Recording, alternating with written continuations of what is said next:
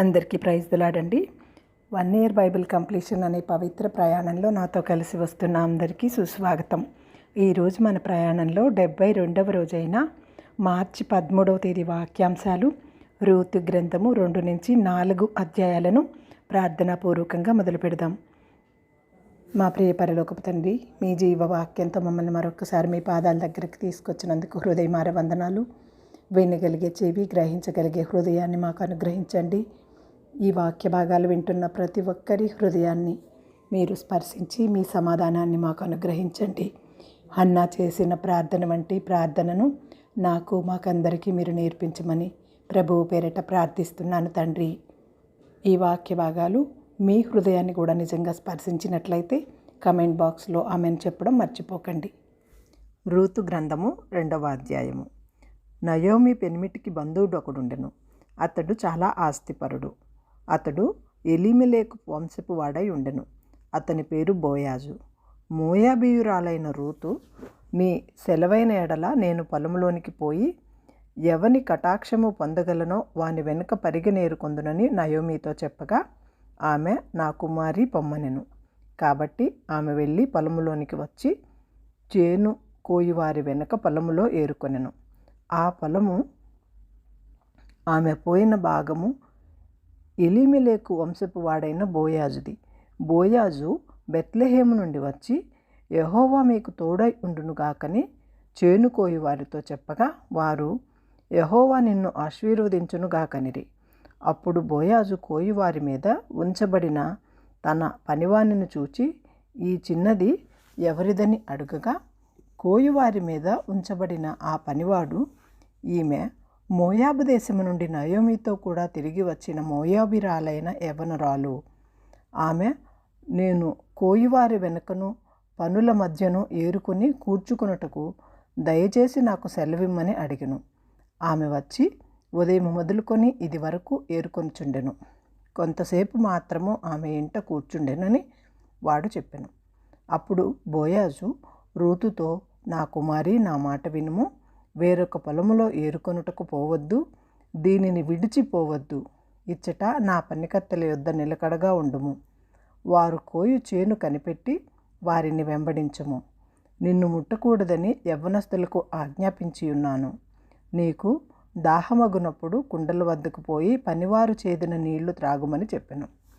అందుకు ఆమె సాగిలపడి తల వంచుకొని, ఏమి తెలిసి పరదేశినైన నా యందు లక్ష్యం ఉంచునట్లు నీకు కటాక్షము కలిగెను అని చెప్పగా, బోయాజు, నీ పెనిమిటి మరణమైన తరువాత నీవు నీ అత్తకు చేసినదంతయు నాకు తెలియబడిను.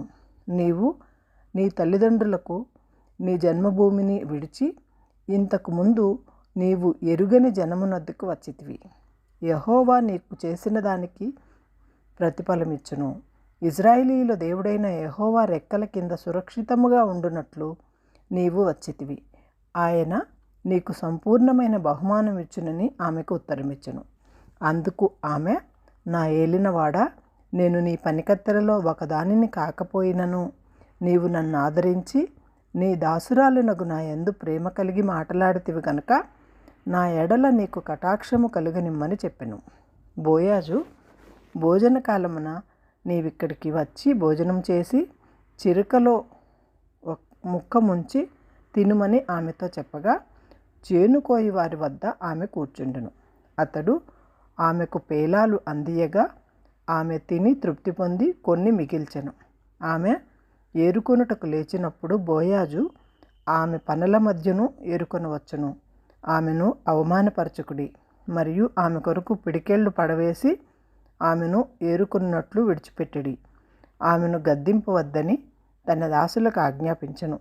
కాబట్టి ఆమె అస్తమయము వరకు ఆ చేనిలో ఏరుకొనుచు తాను ఏరుకొని దానిని దుల్లగొట్టగా అవి దాదాపు తూమెడు ఎవలాయను. ఆమె వాటిని ఎత్తుకొని ఊరిలోనికి వచ్చినప్పుడు ఆమె అత్త ఆమె ఏరుకుని వాటిని చూచెను. ఆమె తిని తృప్తి పొందిన తరువాత తాను మిగిల్చిన దానిని చూపించి ఆమెకిచ్చెను. అంతటా ఆమె అత్త ఆమెతో, నేడు నీవెక్కడ ఏరుకుంటివి, ఎక్కడ పనిచేసితివి, నీ యందు లక్ష్యముంచిన వాడు దీవించబడునుగాక అనగా, ఆమె తాను ఎవని వద్ద పనిచేసెనో అది ఆమె అత్తకు తెలియజెప్పి, ఎవని వద్ద నేడు పనిచేసితునో అతని పేరు బోయాజు అనెను. నయోమి బ్రతికి ఉన్న వారికిని చచ్చిన వానికిని ఉపకారము చేయుట మానని ఇతడు యెహోవా చేత ఆశీర్వదించబడునుగాక అని తన కోడలితో అనెను. మరియు నయోమి, ఆ మనుష్యుడు మనకు సమీప బంధువుడు, అతడు మనలను విడిపింపగలవానిలో ఒకడని చెప్పగా, మోయాబీరాలైన రూతు, అంతేకాదు అతడు నన్ను చూచి తనకు కలిగిన పంట కోత అంతయు ముగించే వరకు తన పనివారి వద్ద నిలకడగా ఉండమని నాతో చెప్పినెను. అప్పుడు నయోమి తన కోడలైన రూతుతో, నా కుమారి, అతని పనికత్తెలలో కూడానే బయలుదేరుచు వేరొక చేనిలోనికి నీవు కనబడకపోవట మంచిదనెను. కాబట్టి యవల కోతయు గోధుమల కోతయు ముగియు వరకు ఆమె ఏరుకొనుచు బోయాజు పనికత్తెల వద్ద నిలకడగా ఉండి తన అత్త ఇంట నివసించెను. రూతు గ్రంథము 3వ అధ్యాయము. ఆమె అత్త అయిన నయోమి, నా కుమారి, నీకు మేలు కలుగునట్లు నేను నీ కొరకు విశ్రాంతి విచారించవలసిన దానను కదా. ఎవని పనికత్తెల వద్దకు నీవు ఉంటివో ఆ బోయాజు మనకి బంధువుడు. ఇదిగో, ఈ రాత్రి అతడు కళ్ళెమున ఎవలు తూర్పాన పట్టింపబోచున్నాడు. నీవు స్నానము చేసి తైలము రాసుకొని నీ బట్టలు కట్టుకొని ఆ కళ్ళెమునకు పోవుము. అతడు అన్నపానములు పుచ్చుకొనుట చాలించు వరకు నీవు అతనికి మరుగై ఉండుము. అతడు పండుకొనిన తర్వాత అతడు పండుకొనిన స్థలమును గుర్తెరిగి లోపలికి పోయి అతని కాళ్ల మీదనున్న బట్ట తీసి పండుకొనవలెను. నీవు చేయవలసిన దానిని అతడు నీకు తెలియజేయనని ఆమెతో అనగా, ఆమె, నీవు సెలవిచ్చినదంతయు చేసేదనని చెప్పి ఆ కళ్ళెము వద్దకు పోయి తన అత్త ఆజ్ఞాపించినదంతయు చేసెను. బోయాజు మనస్సును సంతోషించున్నట్లు అన్నపానములు పుచ్చుకొని లోపలికి పోయి ధాన్యపు కుప్ప వద్ద పండుకొని ఉన్నప్పుడు ఆమె మల్లగా పోయి అతని కాళ్ల మీదనున్న బట్ట తీసి పండుకొనెను. మధ్యరాత్రి యందు అతడు ఉలికిపడి తిరిగి చూచినప్పుడు ఒక స్త్రీ అతని కాళ్ల వద్ద పండుకొని ఉండెను. అతడు, నీవెవరవని అడుగగా ఆమె, నేను రూతు అను నీ దాసురాలిని. నీవు నాకు సమీప బంధువుడవు కనుక నీ దాసురాలి మీద నీ కొంగు కప్పుమనగా, అతడు, నా కుమారి, యెహోవా చేత నీవు దీవెన నొందిన దానవు. కొద్దివారినే గాని గొప్పవారినే గాని యవ్వనస్తులను నీవు వెంబడింపక ఉండుట వలన నీ మునుపటి సత్ప్రవర్తన కంటే వెనుకటి సత్ప్రవర్తన మరీ ఎక్కువైనది. కాబట్టి నా కుమారి, భయపడకుము. నీవు చెప్పినదంతయు నీకు చేసేదను. నీవు యోగ్యురాలువని నా జనులందరూ ఎరుగుదురు. నేను నిన్ను విడిపింపగలవాడనన్న మాట వాస్తవమే.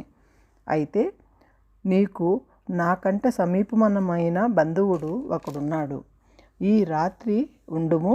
ఉదయమున అతడు నీకు బంధువుని ధర్మము జరిపిన ఎడల సరి, అతడు విడిపింపవచ్చును. నీకు బంధువుని ధర్మము జరుపుటకు అతనికి ఇష్టము లేకపోయిన ఎడల యెహోవా జీవము తోడు నేనే నీకు బంధువుని ధర్మము జరిపెదను. ఉదయం వరకు పండుకొనమని చెప్పెను. కాబట్టి ఆమె ఉదయం వరకు అతని కాళ్ల వద్ద పండుకొని అతను ఒకరినొకడు గుర్తించుపాటి వెలుగు రాకముందే లేచెను. అప్పుడు అతడు ఆ స్త్రీ కళ్ళెమునకు వచ్చిన సంగతి తెలియజేయకూడని చెప్పెను. మరియు అతడు, నీవు వేసుకున్న దుప్పటి తెచ్చి పట్టుకొనమని చెప్పగా ఆమె దాన్ని పట్టెను. అతడు 6 కొలల యవలను కొలిచి ఆమె భుజము మీద నుంచగా ఆమె పురములోనికి వెళ్ళెను.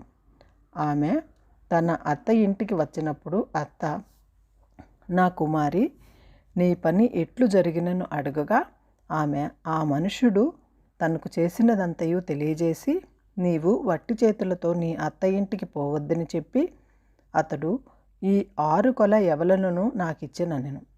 అప్పుడు ఆమె, నా కుమారి, ఈ సంగతి నేటి దినమున నెరవేర్చితే గాని ఆ మనుష్యుడు ఊరకుండడు కనుక ఇది ఎలాగు జరుగునో నీకు తెలియవరకు ఊరకుండుమనెను.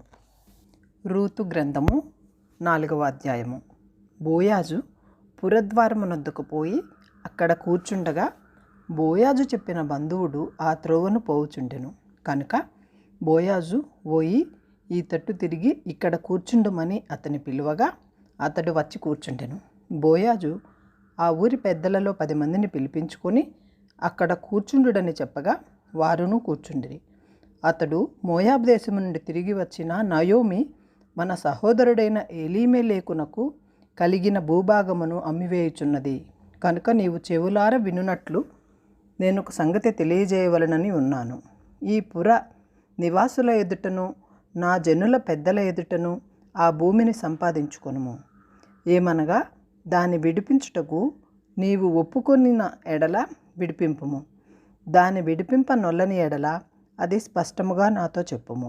నీవుగాక దాన్ని విడిపింపవలసిన బంధువుడెవడునూ లేడు, నీ తరువాతి వాడని నేనే అని బంధువునితో చెప్పెను. అందుకతను నేను విడిపించెదనెను. బోయాజు నీవు నయోమి చేతి నుండి ఆ పొలమును సంపాదించు దినమున చనిపోయిన వాని పేరట అతని స్వాస్థ్యమును స్థిరపరచునట్లు చనిపోయిన వాని భార్య అయిన రూతు అను మోయాబీరాయల వద్ద నుండి దాన్ని సంపాదింపవలెనని చెప్పగా ఆ బంధువుడు నేను దాన్ని విడిపించుకొననెను. నా స్వాస్థ్యమును పోగొట్టుకుందునేమో, నేను దాన్ని విడిపింపలేను గనక నీవే నాకు ప్రతిగా బంధువుని ధర్మము జరిగింపమని చెప్పెను. ఇజ్రాయేలీలలో బంధుధర్మమును గూర్చి కానీ క్రయ విక్రమయములను గూర్చి కానీ ప్రతి సంగతిని స్థిరపరచుటకు పూర్వమున జరిగిన మర్యాద ఏదనగా ఒకడు తన చెప్పు తీసి తన పొరుగువానికిచ్చుటయే. ఈ పని ఇజ్రాయేలీలలో ప్రమాణముగా ఎంచబడెను.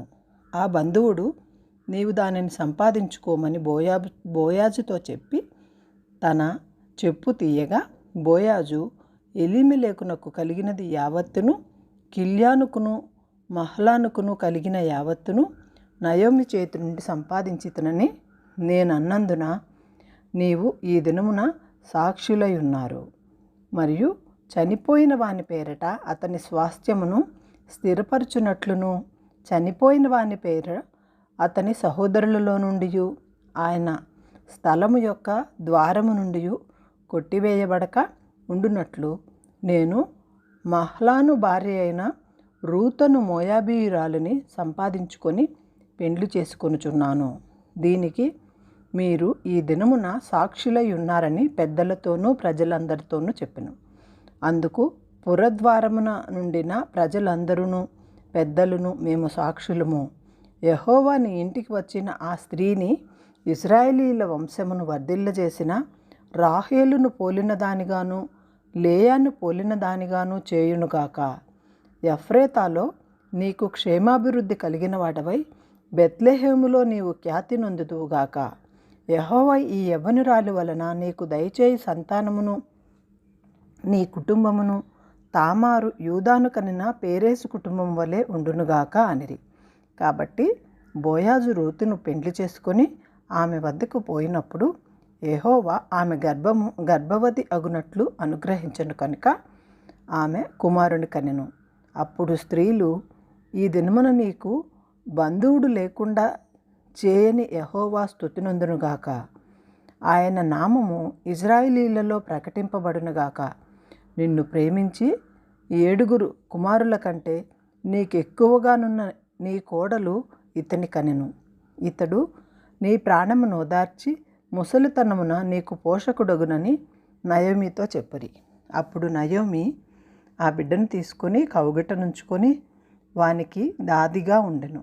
ఆమె పొరుగు స్త్రీలు నయోమి కొరకు కుమారుడు పుట్టినని చెప్పి అతనికి ఓబేదను పేరు పెట్టిరి. అతడు దావీదునకు తండ్రి అయిన యెషై యొక్క తండ్రి. పెరేసు వంశావళి ఏదనగా పెరేసు హస్రోనును కనెను, హస్రోను రామును కనెను, రాము అమ్మినాదాబును కనెను, అమ్మినాదాబు నయస్సోనును కనెను, నయస్సోను సెల్మానును కనెను, సెల్మాను బోయాజును కనెను, బోయాజు ఓబేదును కనెను, ఓబేదు యెషైని కనెను, యెషై దావీదును కనెను.